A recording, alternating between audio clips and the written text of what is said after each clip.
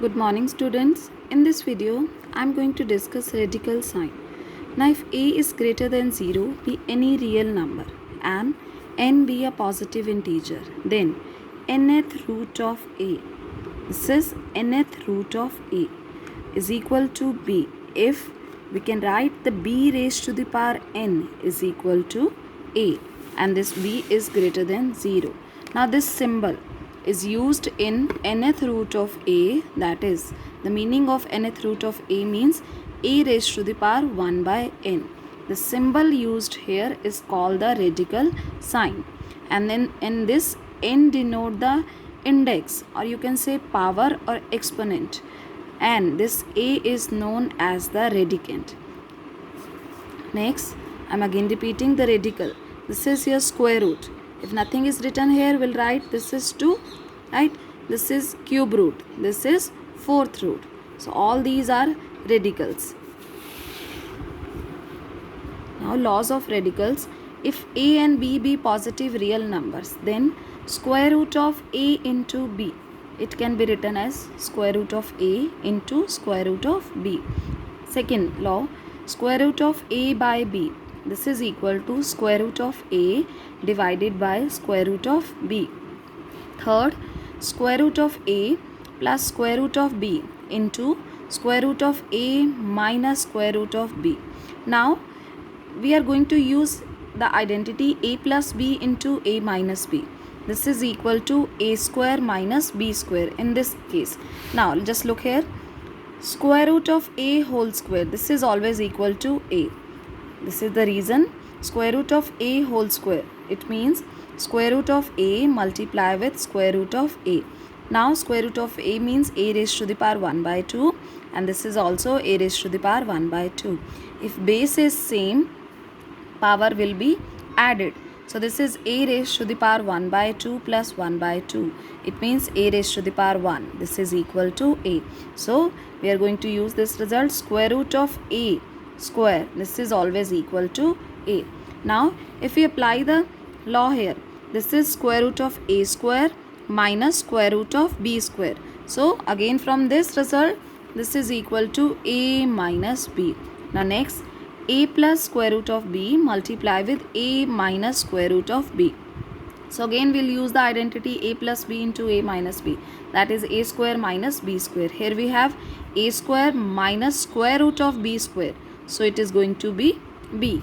Next law, square root of a plus square root of b multiply with square root of c plus square root of d.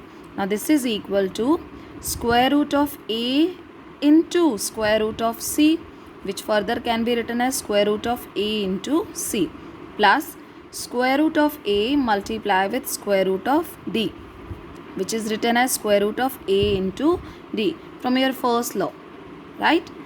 Plus square root of b into square root of c, which is written as square root of b into c, plus the last term square root of b into square root of d, which can be written as square root of b into d. Now next law, square root of a plus square root of b whole square. Now we know that x plus y whole square is x square plus y square plus twice of x into y. So in the same way, this is square root of a square. So it means a plus twice of square root of a into square root of b, which further can be written as square root of a into b, plus square root of b whole square, which is equal to b. Now question number 2 from exercise 1.5. Simplify each of the following expression. The first part is simplified this. 3 plus square root of 3 multiply with 2 plus square root of 2. So by using the laws of radical, this is equal to 3 into 2 plus 3 into square root of 2 plus square root of 3 into 2 plus square root of 3 multiply with square root of 2. Now 3 into 2, this is equal to 6 plus this is equal to 3 into square root of 2 plus this is written as 2 into square root of 3 plus the last term, it can be written as square root of 3 into 2, which is equal to square root of 6. Second part, 3 plus square root of 3 multiply by 3 minus square root of 3. You have to simplify it. So first we are going to use the identity a plus b into a minus b. This is equal to a square minus b square. So this is equal to 3 square minus square root of 3 square. 3 square is 9, and we know that square root of a square, this is equal to a. So square root of 3 square, this is equal to 3. So 9 minus 3, your answer is 6. Now the third part, square root of 5 plus square root of 2 whole square. You have to simplify this. So we'll use the identity a plus b whole square is a square plus b square plus twice of a into b. Right? So this is square root of 5 square plus square root of 2 square plus twice into square root of 5 multiply with square root of 2. Now we know that square root of a square is equal to a. So square root of 5 square will be equal to 5 plus this is equal to 2 plus 2 time. Now it can be written as square root of a into b. This is equal to square root of a into square root of b. So this is square root of 5 into 2, which is equal to 10.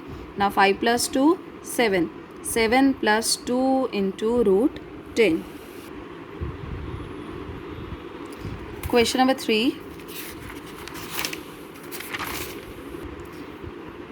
Question number 3 is, recall pi is defined as the ratio of the circumference, say C, of the circle to its diameter, say D.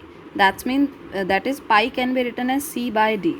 Now this seems to be contradict the fact that pi is irrational. How will you resolve this contradiction? Now with a scale or tape, we get only an approximate rational number, right? When we are going to measure this with the help of scale, we are going to find an approximate rational number. So that's why this pi is approximately represented as a quotient of two rational numbers. Now as a matter of mathematical truth, it is always irrational.